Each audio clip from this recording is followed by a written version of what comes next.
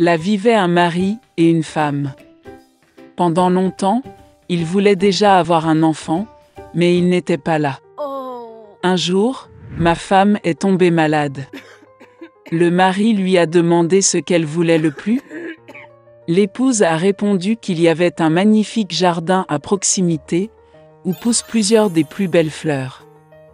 Il y a une belle réponse dans le jardin. Il a l'air si frais et si vert qu'elle voulait vraiment le goûter. Mais le jardin était entouré d'une haute clôture et personne n'osait y entrer, car ce jardin appartenait à une seule sorcière. Elle possédait un grand pouvoir et tout le monde dans le monde la craignait. Le mari aimait beaucoup sa femme et a décidé de lui acheter une réponse, peu importe ce que cela lui coûtait. Et ainsi, au crépuscule, il grimpa par-dessus la clôture de pierre dans le jardin de la sorcière, prit à la hâte une poignée entière de réponses vertes et l'apporta à sa femme. Elle en fit aussitôt une salade et mangea avec gourmandise. Elle aimait tellement cette salade que le lendemain, elle en voulait encore plus qu'avant. Le mari retourna dans le jardin, mais la sorcière se tenait déjà devant lui. Elle le regarda avec colère et dit qu'il paierait cher pour avoir volé la réponse. Il a demandé à la sorcière de ne pas se fâcher, car il avait arraché réponse pour sa femme, qui était très malade. Et il l'aime tellement. La colère de la sorcière passa un peu, et elle dit que si c'était vrai, elle lui permettrait de ramasser autant de réponses qu'il le voudrait, mais à une condition. Il devra donner à la sorcière l'enfant qui naîtra de sa femme. Le mari était d'accord avec la peur. Lorsque la femme a donné naissance à une fille, la sorcière est immédiatement apparue, a pris l'enfant avec elle et l'a nommé Réponse. Rapunzel est devenue la plus belle fille du monde. Quand elle avait 12 ans, la sorcière l'a enfermée dans une tour. Cette tour était dans la forêt, et elle n'avait ni porte ni escalier. Seulement tout en haut se trouvait une petite fenêtre. Quand la sorcière a voulu escalader la tour, elle a appelé Réponse pour lui faire descendre ses faux. Et Réponse avait de beaux cheveux longs. Elle entend la voix de la sorcière, desserre ses tresses, les attache au crochet de la fenêtre, et les cheveux tombent, et la sorcière grimpe alors, s'accrochant à eux. Plusieurs années passèrent et le fils du roi monta à cheval dans la forêt où se trouvait la tour. Soudain, il a entendu des chants, et c'était si agréable qu'il s'est arrêté et a commencé à écouter. Réponse l'a chanté de sa merveilleuse voix. Le prince voulait monter. Il a commencé à chercher l'entrée de la tour, mais il était impossible de le trouver. Il a vu une fois comment la sorcière grimpe sur les tresses que Réponse l'a abaissées. Et le lendemain, alors qu'il faisait déjà nuit, le prince s'est rendu à la tour et a appelé Réponse. Elle entendit, baissa ses tresses et le prince monta. Réponse, voyant entrer un homme qu'elle n'avait jamais vu, eut d'abord très peur. Mais le prince lui parla affectueusement et lui dit que son cœur était si touché par le chant qu'il décida de la voir sans faute. Puis Réponse a cessé d'avoir peur, et quand il a demandé si elle acceptait de l'épouser, elle a donné son consentement et lui tendit la main. Ils ne savaient tout simplement pas comment descendre ensemble. Ils ont compris que lorsque le prince viendrait, il emporterait toujours un morceau de soie avec lui, et Réponse en tisse une échelle. Et quand l'échelle sera prête, ils descendront ensemble et partiront.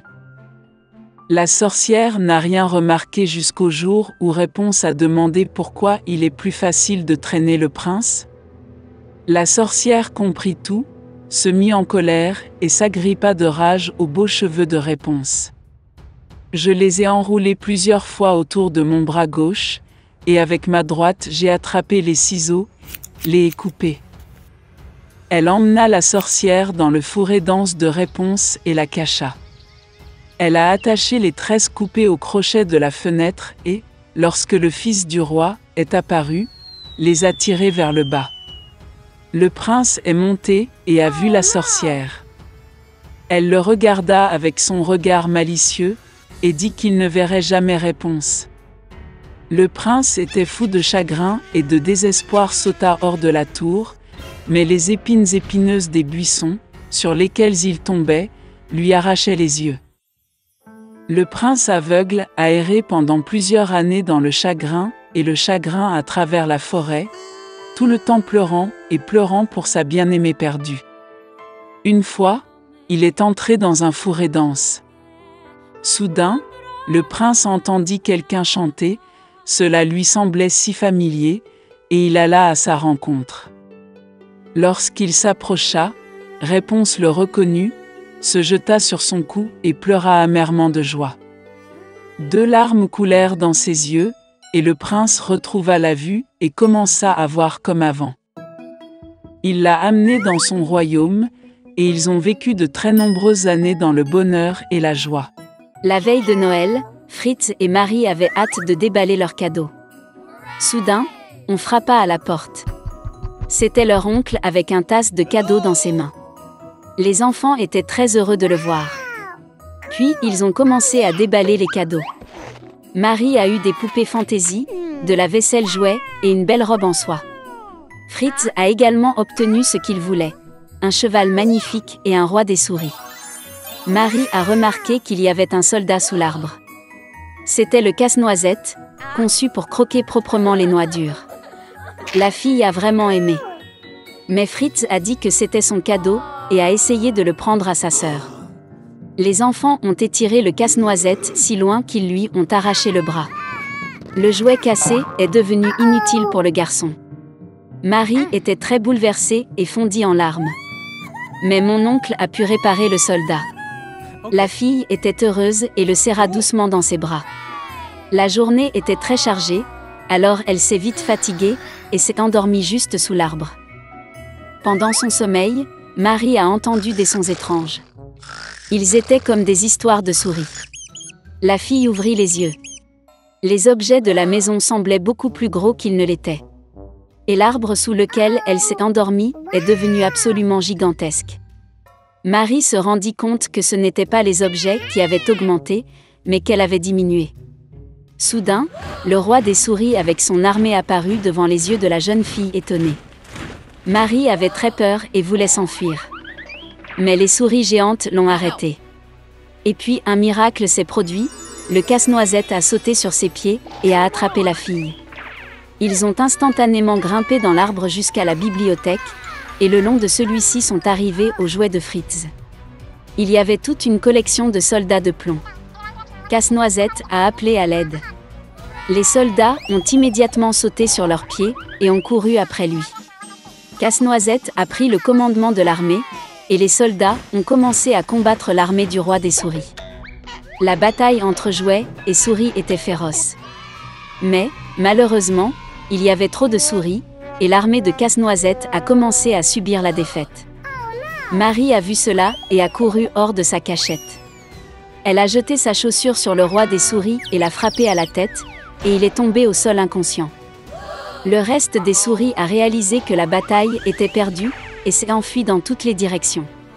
Marie a couru vers le casse-noisette, mais il était inconscient, car il avait été grièvement blessé par le roi des souris. La fille pensa qu'il était mort et se mit à pleurer amèrement. Et soudain, une belle fée est apparue derrière Marie. Elle a décidé d'aider la fille.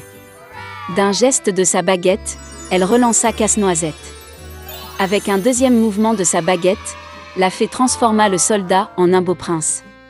Marie et Casse-noisette se regardaient avec des yeux aimants et ne pouvaient pas quitter les yeux.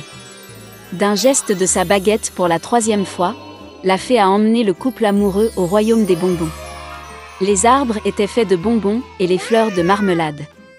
C'était un endroit merveilleux. Marie ferma les yeux une seconde de plaisir. Et soudain, elle a entendu la voix de sa mère, qui l'appelait par son nom. Ouvrant les yeux, la fille vit sa mère, qui la regarda avec confusion. Marie ne pouvait pas non plus comprendre ce qui se passait. La fille a raconté son merveilleux voyage, mais sa mère ne lui a souri que gentiment. Puis Marie a vu le casse-noisette en éteint dans ses bras. Et puis elle s'est rendue compte qu'elle avait dormi sous l'arbre toute la nuit, et que tout ce qui lui était arrivé n'était qu'un rêve vivant. Quelques années plus tard, le neveu de leur parrain est venu rendre visite à Marie et Fritz. Dès qu'il est entré dans la maison, la fille est presque tombée au sol de surprise. Le garçon ressemblait à Casse-Noisette comme 2 gouttes d'eau. Il aimait aussi Marie à première vue. Après un certain temps, ils se sont mariés et n'ont pas vécu pire que dans le royaume magique des bonbons.